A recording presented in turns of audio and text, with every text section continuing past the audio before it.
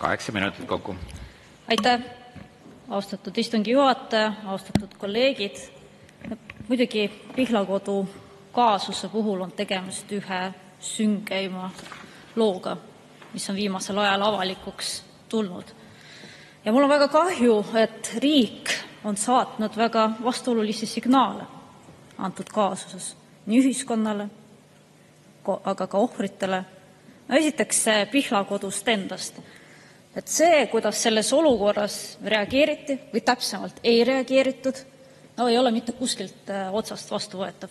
Kui meeshooldaja, tänaseks süüdistatav, tuli Pihlakodusse tööle, hakkasid päris kohe mingi hetk tema osas kaebused tulema. Ta juba jäi vahele ahistamisega. Aga need olukorrad vaikiti maha. Pihlakodu juhtkond ei võtnud mitte midagi ette. Veelgi enam, see meeshooldaja töötas tegelikult tavalises osakonnas ja mingi hetk, siiamaani on see minu jaoks mõistetamatu, kuidas on võimalik, et ta sattus osakonda, kus olid dementsed inimesed, kuhu ta üldse ei tohtinud sattuda. Et kuidas on lihtsalt üldse võimalik, et ta sinna lasti. Ja veel, ohvri sugulased, täpsemalt lapsed, palusid eraldi, see oli eraldi lepingus kirjas, lepingus sõlmitud punkt, et nende emaga tegeleks ainult naissoost hooldaja. Aga sellele palvele, põhimõtteliselt sellele lepingupunktile lihtsalt vilistati. Tänaseks on süüdistatav tunnistanud oma süüd vähemalt 8 naisterahva vägistamises.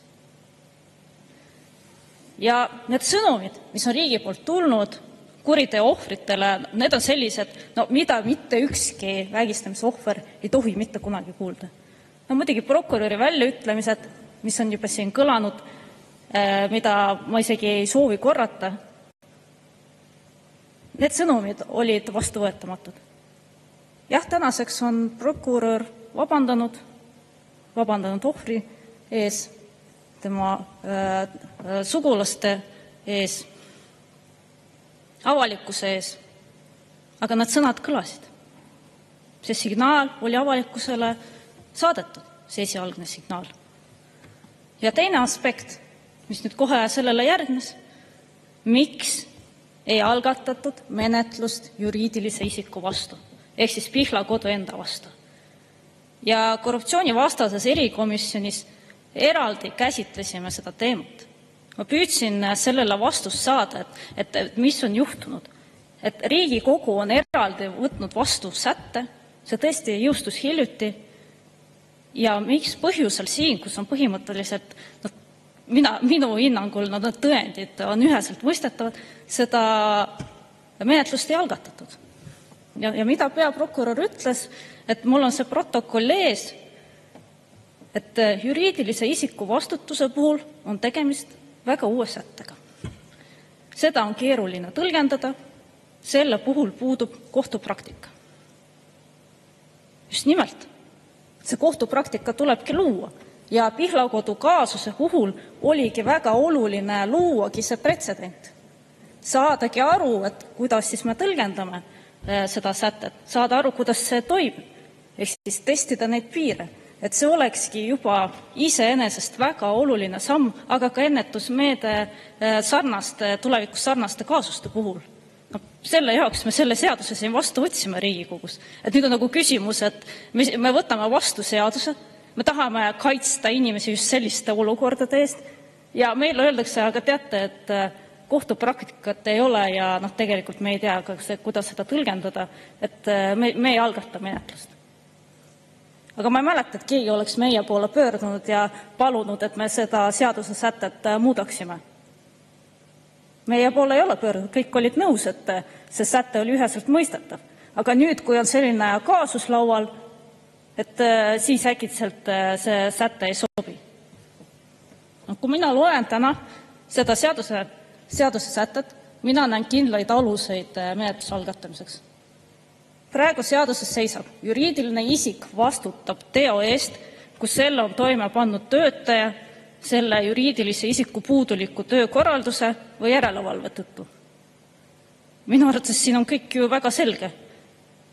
Ja kui prokuratuur ütleb, et ei olnud puudulikku töökorraldust ja järelevalvet, et mis mõttes ei olnud, et mis siis peab nagu juhtuma, et siis see puudulik töökorraldus või järelevalve oleks.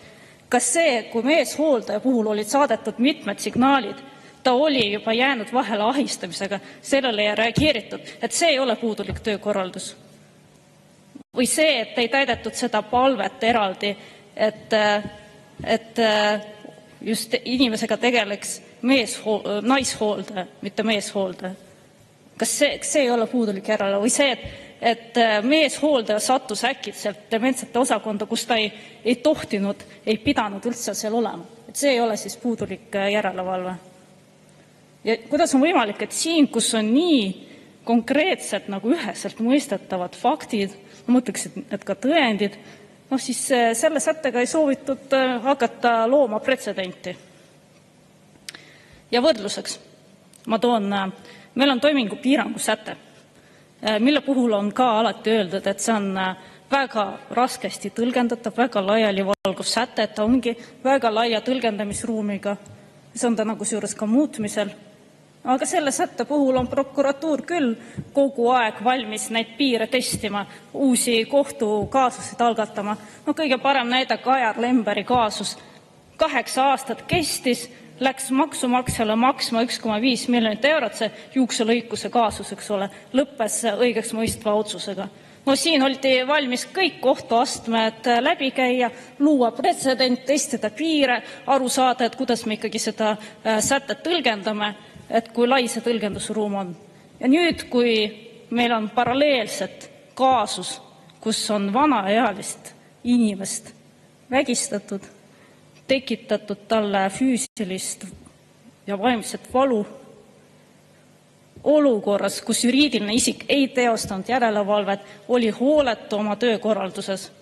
Selle kohta ütleb prokuratuur, et aga teate, et meie pigem tõlgendame sätted kitsalt, me ei hakka seda testima ja teate, me ei hakka looma ka kohtupraktikat ega algatama menetlust. Paratamatult jääb mulje, et kui on vaja süsteemi kaitsta, siis oldakse valmis seaduste tõlgendamisruumi testima. Aga kui me räägime vägistamisohvritest, räägime kaasusest, kus inimestele põhjustatakse füüsilist valu ja kannatust, siis näib nagu need kaasused ei olegi nii olulised. Aga riigi töö ja kohustus täna on tagada ohvritele parem kaitse ja kindlustunne. Ja selles kaasuses kahjuks seda ei tehtud. Ja mis veel kurvem, et ei ole tehtud ka järeldusi. Aitäh! Suur tänu teile!